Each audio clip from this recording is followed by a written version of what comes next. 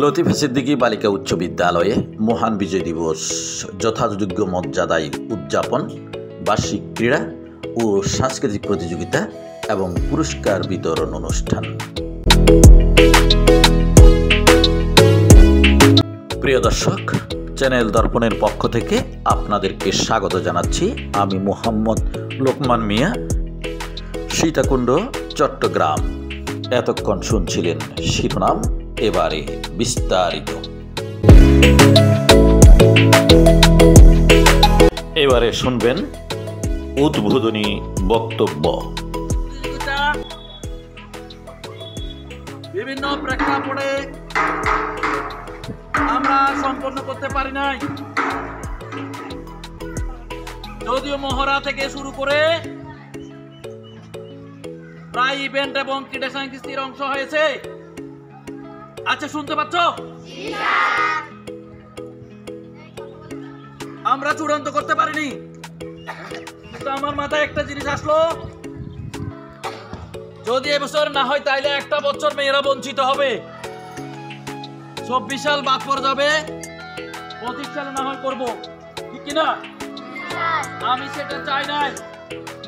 24 সাল হবে, যদিও প্রেক্ষাপট ভিন্নতা, আমরা সংক্ষিপ্ত পরিসরে হলেও করব। কি করে হয় আজকের এই চূড়ান্ত দিনে পুরস্কার বিতরণ অনুষ্ঠানে প্রধান তিনি।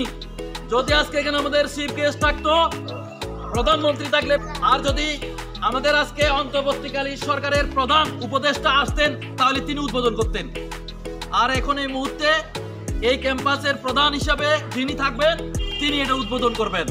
বিদ্যালয়ে বিশাল একটা অনুষ্ঠান হয়েছে গত পরশু 14 তারিখে। সেই দিন এই ক্যাম্পাসের যে কার্যক্রমটা হয়েছিল, বাংলাদেশ গার্লস গাইড অ্যাসোসিয়েশনের দীক্ষা প্রদান অনুষ্ঠান বা দীক্ষাদান কার্যক্রম। আমি চ্যানেল দর্পণে অলরেডি দিয়েও দিয়েছি একটা অংশ, দ্বিতীয় অংশ দেব। অত্যন্ত সুন্দরভাবে হয়েছে। সেখানে আমি একটা কথা বলেছিলাম যে শৃঙ্খলা, সবাই মানে শৃঙ্খলার বাইরে কোনো কিছু হয় না। শৃঙ্খলার বাইরে হলে সেটা পরিকল্পনা বহির্ভূত হয়, অসুন্দর হয়ে যায়। তাই আজকে যে কার্যক্রমগুলো হবে শৃঙ্খলার সাথে হবে। আমাদের বিদ্যালয়ের সম্মানিত শিক্ষক শিক্ষিকাগণ বিগত সময়ে এই মহড়াগুলো, অত্যন্ত ক্রীড়াগুলো অনুযায়ী আজকে ফাইনাল প্রতিযোগিতা অনুষ্ঠিত হবে। যারা এই কাজগুলো সুন্দরভাবে সম্পন্ন করেছেন, প্রত্যক্ষ পরোক্ষভাবে সহযোগিতা করেছে, এত সুন্দর করে এই পারফরমেন্স গুলো করেছে, সেই জন্য আমি সবাইকে ধন্যবাদ জানাই এবং একটা করতালি